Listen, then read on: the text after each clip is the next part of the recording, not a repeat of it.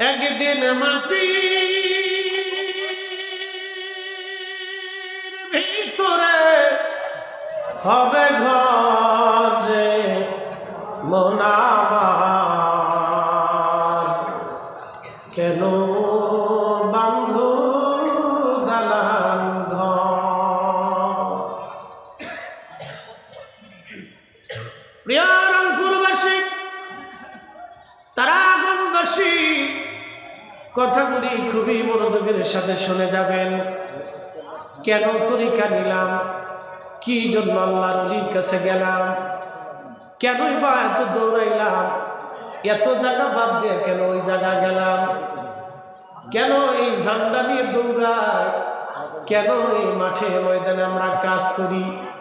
উদ্দেশ্য তো অবশ্যই আমাদের একটা আছে।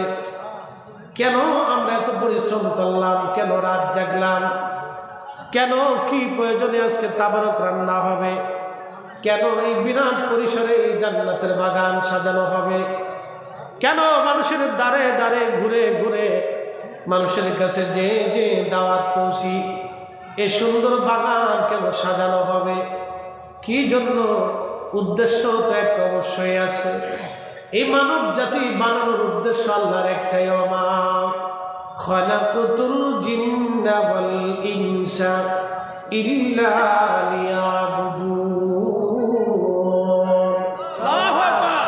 আমি মানব জাতি শুধুমাত্র আমার গোলামি করার জন্য বানাইলাম আমি আল্লাহ। আল্লাহ বলেন ওয়াবাদা খালকাল ইনসানি মিন তুরাব وبدأ خلق الإنسان من طين। আমি মানব জাতিকে মাটি থেকে তৈরি করলাম, মাটি থেকে আমি আল্লাহ রাব্বুল আলামিন এটাকে সৃষ্টি করলাম, মাটি থেকে আমি মানব জাতির সৃষ্টির সূচনা করলাম। সুম্মা জাআলা নাসলাহু মিন সুলালাতিন মিন মাইন মাহিন। এবং এই মানব জাতিকে আমি রব্বুল আলামিন এর বংশ দ্বারা বিস্তার করলাম।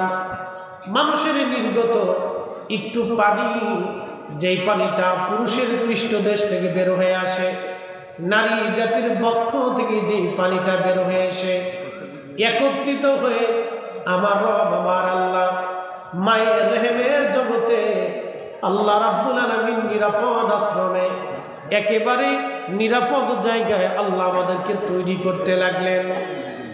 প্রথম 40 দিনে ওই পানির অংশটা, যেটাকে নুতফা বলা হয়, 40 দিন পর্যন্ত মায়ের পেটের ভিতরে আল্লাহ রাব্বুল আলামিন রিফাইন করতে থাকেন। 40 দিন পরে এই মাটির টুকরাটাকে, এই পানির টুকরাটাকে আমার আল্লাহ পাক গোশতের টুকরা বানায় দেন, রক্তপিণ্ড আমার আল্লাহ বানায় দেন। রক্তপিণ্ডটাকে আমার আল্লাহ বানানোর পরে আল্লাহ বলেন খালাকাল ইনসানা মিন আলাক। আমি মানুষ বানাইলাম, আমি মানুষ তৈরি করলাম রক্তপিণ্ড থেকে।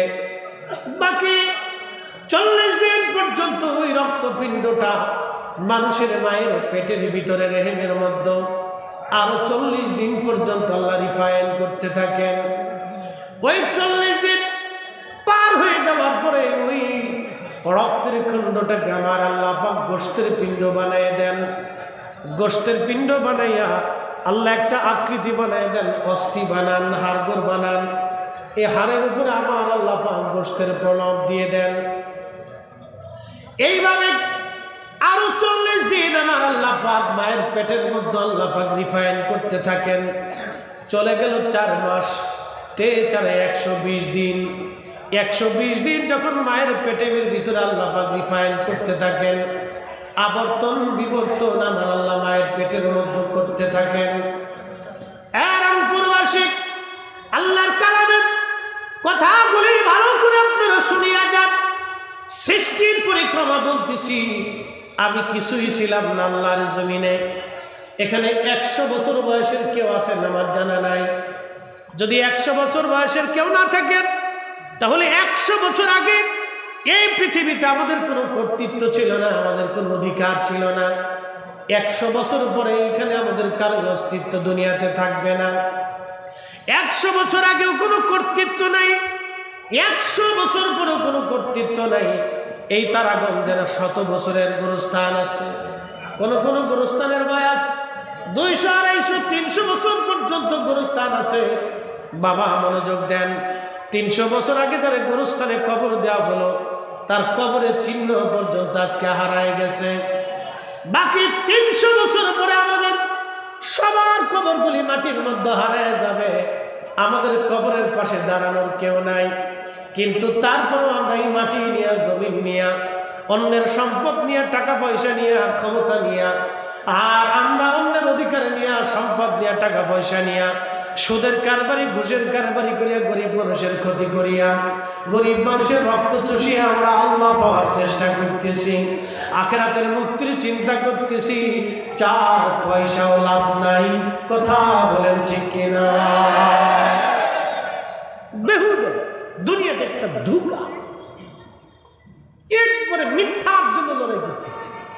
আমার দিকে তাকান, কেউ যদি সুদের কারবারি করে, সুদের কারবারি করে বাড়ি একটা বিল্ডিং করছে, কয়েক কোটি টাকার মালিক হয়েছে, আপনার স্ত্রীকে যা বলবেন বিবি আমি আর একটা বিয়ে করবো, দেখেন তো গলার মধ্যে ছুরি ধরে কিনা। কথা বলেন, আপনার স্ত্রীকে বলেন আমি আর একটা বিয়ে করবো, যে স্ত্রীর জন্য সুদ খাইছেন সেই স্ত্রী আপনাকে আর একটা বিয়ে করতে দেবে না, ও মাদ্রাসার সাইকুল হাদিস হলেও দেবে না। কথা বলেন, মাদ্রাসার সাইকুল হাদিস যদি হয় নারী তাও দেবে না। যেই সন্তানদের জন্য আপনি ঘুষ খাইছেন, অন্যায় করছেন, মানুষের হক নষ্ট করেছেন, আপনার বৃদ্ধকালে আপনার স্ত্রী যদি মারা যায়, ছেলে মেয়েদেরকে যদি বলেন বেটা আমার বিয়ে করার দরকার, আমার একটা বিয়ে করাই দাও, ওই ছেলেই আপনার গলার মধ্যে ছুরি ধরবে। কথা বলেন, ধরে বলেন। আমার কথা হচ্ছে সন্তানের জন্য, স্ত্রীর জন্য আমি সুদ খাবো না, ঘুষ খাবো না, অন্যের ক্ষতি করবো না, অন্যের জমি নেবো না, অন্যের হক নষ্ট করবো না। বলেন ঠিক আছে? আল্লাহ কবুল করুক, সকলে বলেন এই তো বুঝে গেছে, একবারে সহজ সূত্র দিয়ে A square plus B square দিয়ে বুঝাই দিয়ে দিই। প্রিয় উপস্থিতি, খুবই মনোযোগ দেন, আর সামনের দিকে আগাই। 3 মাস 4 মাস পরে আমার বডির ভিতরে সুন্দর আঙ্গুল, হৃষ্টপুষ্ট চোখ আর দেহ মন, এই সব কিছু আল্লাহ পাক সুন্দর করে সৃষ্টি করলেন আমার আল্লাহ। কিন্তু এই দেহের ভিতরে আল্লাহ একটা ইঞ্জিন রুহের জগৎ থেকে এনে দিলেন। সেই ইঞ্জিনটা রুহের জগতে ছিল, ওই রুহের জগৎ থেকে আমার আল্লাহ ইঞ্জিনটা আনলেন। ওই ইঞ্জিনটা এনে 4 মাস কালে, যখন 4 মাস শেষ হয়ে যায়, 120 দিন মায়ের পেটে শেষ হয়, তখন ওই রুহুটা আল্লাহ বান্দার দেহের ভিতরে ফিট করে দেয়। চিৎকার মেরে জোরে বলেন আল্লাহু আকবার। এখন মারিফতের কথা আসবে, হাকিকতের কথা। নাস্তিকতাবাদী যারা বিশ্বাসী, সেকুলার যারা, তারা বলতেছে যে খোদা দেখি না সেই খোদা মানি না। তাদের বিশ্বাস যে খোদা দেখি না সেই খোদা মানি না। এখন আমি আপনাকে প্রশ্ন করব, আপনাদের সামনে যিনি কথা বলেন তিনি জহিরুল ইসলাম ফরিদি। ওনার যদি এখন মৃত্যু হয়, বডিটা কি আল্লাহ নিবে না রুহু নিয়ে যাবে? রুহু। আপনাদের সামনে যিনি কথা বলেন অরিজিনাল তাকে কি দেখা যায়? হ্যাঁ, জোরে বলেন, জোরে বলেন। আপনি কি আপনার নিজেকে কোনোদিন দেখছেন? খাসার ভিতর চিন পাখি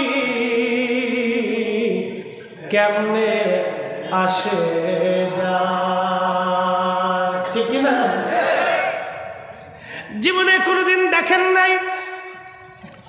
এই ইঞ্জিনটাকে যিনি রুহের জগৎ থেকে এনে 4 মাসের কালে 120 দিন পরে, 120 দিনের মাথা মায়ের রেহেমের ভিতরে আমার বডির মধ্যে যিনি ফিট করাইলেন, এই ইঞ্জিনটাকে দেখা গেল না। যার হুকুমে ফিট করা হলো, যিনি নিয়ে আসলেন জিব্রাইল, তাকেও দেখা গেল না। যিনি ইঞ্জিনটাকে সেট করে দিলেন তাকেও দেখা গেল না। আর যাকে সেট করা হলো তাকেও দেখা গেল না। কোন দিক দিয়ে আসলো? আবার যখন আজরাইলের হুকুম আসবে নিয়ে চলে যাবে, যিনি নিবেন মালাকুল মউত, আজরাইলও দেখা গেল না।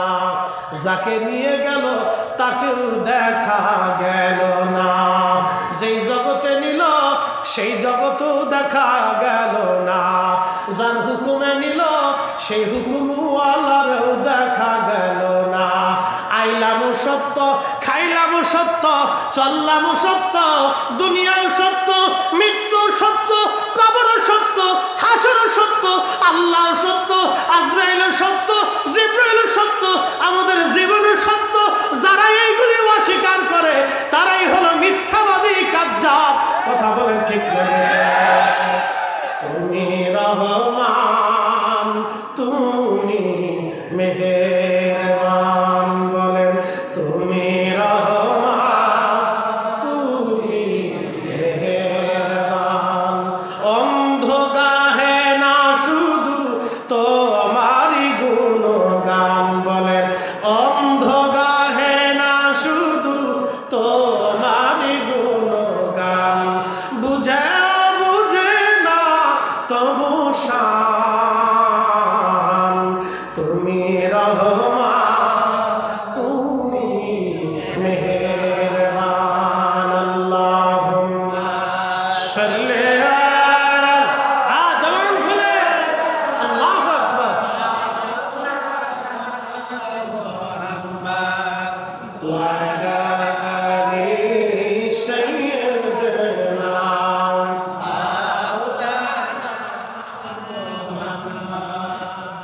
রংপুরবাসী, খুবই মনোযোগ দিয়ে শুনিয়া যান। অ্যাটেনশন। ওয়াবাদা খালকাল ইনসানি মিন তিন, মানুষ সৃষ্টি করলেন আমার রব্বুল আলামিন মাটি থেকে। মাটির সূচনা শুধু মাটি থেকে না, মাটির সাথে পানি আছে, পানির সাথে আগুন আছে, আগুনের সাথে বাতাস আছে। মাটির সাথে পানি আছে, পানির সাথে আগুন আছে, আগুনের সাথে বাতাস আছে। এই উপাদান প্রথমটা হলো মাটি, তারপরে হলো পানি, এরপরে বাতাস। নিঃশ্বাস যদি না থাকে মানুষ বাঁচবে না। এরপরে আগুন, শরীরের তাপমাত্রা যদি 0 পয়েন্টে আসে মানুষ বাঁচবে না।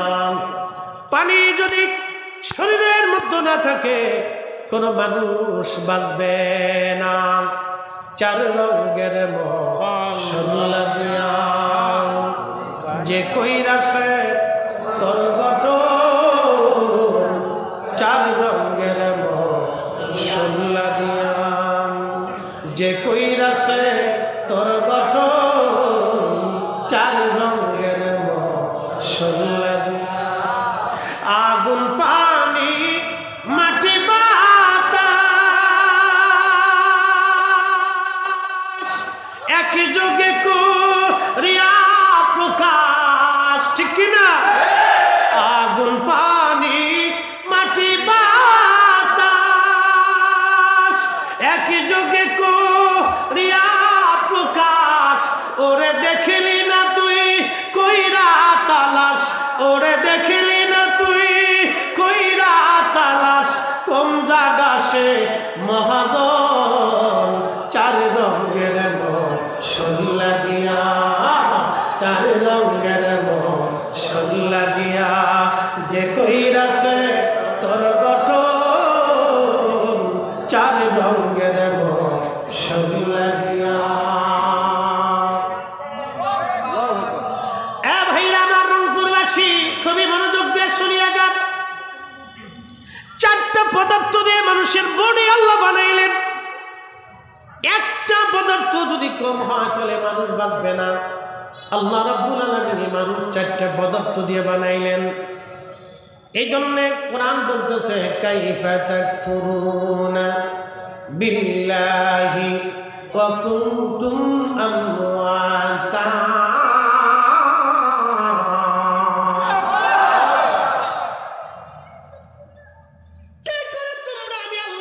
স্বীকার করো, অথচ তুমি নির্জীব ছিলে, কিছুই ছিল না তোমার, অস্তিত্বহীন তুমি পৃথিবীর মধ্যে ছিলে। কি করে তুমি আমি আল্লাহর আইন অস্বীকার করো? আমি যেটা হালাল করলাম, কেন তুমি সেটা হালাল বাদ দিয়ে হারামে ঢুকলাম? আমি যেটা হারাম করলাম সেটাকে কেন তুমি নিয়ে নিলাম? আমি আল্লাহ যেটা আইনে হালাল করেছি, হারাম করেছি, বৈধ করেছি, অবৈধ করেছি, সেইগুলি বাদ দিয়ে কেন তুমি অন্যায় করলাম? তুমি কেন জুলুম করলা, অহংকার করলা, অহংকে দেখাইলাম? কেন তুমি অন্যের হকটাকে নষ্ট করলা? কেন তুমি বান্দার হক নষ্ট করলা বলো? অথচ তুমি নির্জীব ছিলে। এরপর আমি তোমার জীবন দিলাম, চোখ দিলাম, নাক দিলাম, কান দিলাম, হাত দিলাম, পা দিলাম, আমি সব কিছু দিলাম। তাহলে এই সব কিছু দেওয়ার পরও কেন তুমি আমি আল্লাহ খুঁজতে চাও নাই? এই জন্য আমার প্রিয় মুর্শিদ মুরাদ কাবার মধ্যে বসেইয়া দরবার শরীফে রাত ৩টার সময় ঘুম থেকে উঠাইয়া, কথা কন না কেন, রাত ৩টার সময় ঘুম থেকে উঠাইয়া হুজুর কেবলা বলতেন, বাবা উঠো উঠো, এ সময় ঘুমানোর টাইম না। আমার পীরের দরবারে অনেকে নিন্দা করে, আরে ৮০ লক্ষ মানুষ আমার পীরের দরবারের মুরিদ, এই ৮০ লক্ষ মানুষ আমার পীরের দরবারে যাওয়ার কারণে এই ৮০ লক্ষের অন্তত ৭০ লক্ষ মানুষ সুদ খায় না। কি কথা কন না, ঘুষ খায় না, অন্যায় করে না, অন্যের জমিন কেড়ে নেয় না, বেয়াদবি করে না। আমার দরবারের ছাত্রকর্মী, যুবকর্মী যারা আছে দেখেন, ওরা ইয়াং, কিন্তু কোনো বেয়াদবি পাবেন না। কি কথা কন না কেন? তার অনেকে শুধু নেগেটিভ দেখে, পজিটিভ দেখে না। ৮০ লক্ষ মানুষের ভিতরে অন্তত ৪০ লক্ষ মানুষ হলো নামাজ পড়ে। কি কথা কন না কেন? ৮০ লক্ষের মানুষের ভিতরে অন্তত ৬০ লক্ষ মানুষ হলো আল্লাহর জিকিরে বসে। কি কথা কন না কেন? এই মানুষগুলি যদি আমার প্রিয় মুর্শিদের কাছে না যাইতেন, আজকের মাহফিল এইখানে হইতো। জোরে বলে কথা কন না কেন? জোরে বলে। তাহলে যারা নেগেটিভ নেগেটিভ বলে বেদাত বেদাত করে চিল্লায়, তার মানে বোঝা গেল তার অন্তত বেমারে ধরছে। কথা কন না কেন?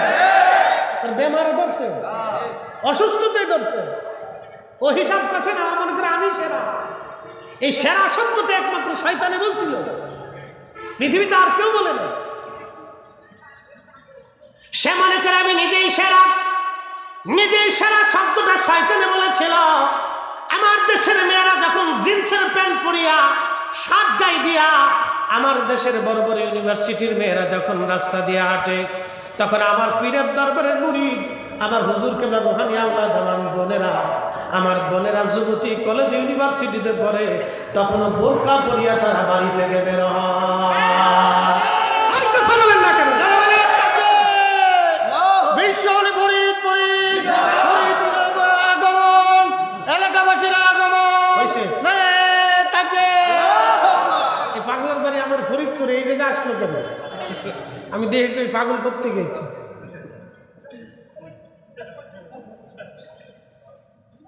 খুব আসে। যাই হোক, আলহামদুলিল্লাহ আলহামদুলিল্লাহ। আমার চেয়ারম্যান সাহেব বসের জন্য ব্যস্ত মানুষ চলে যাবে, এই জন্য আমি ছেড়ে দেব, ওনার কথা আমরা শুনবো।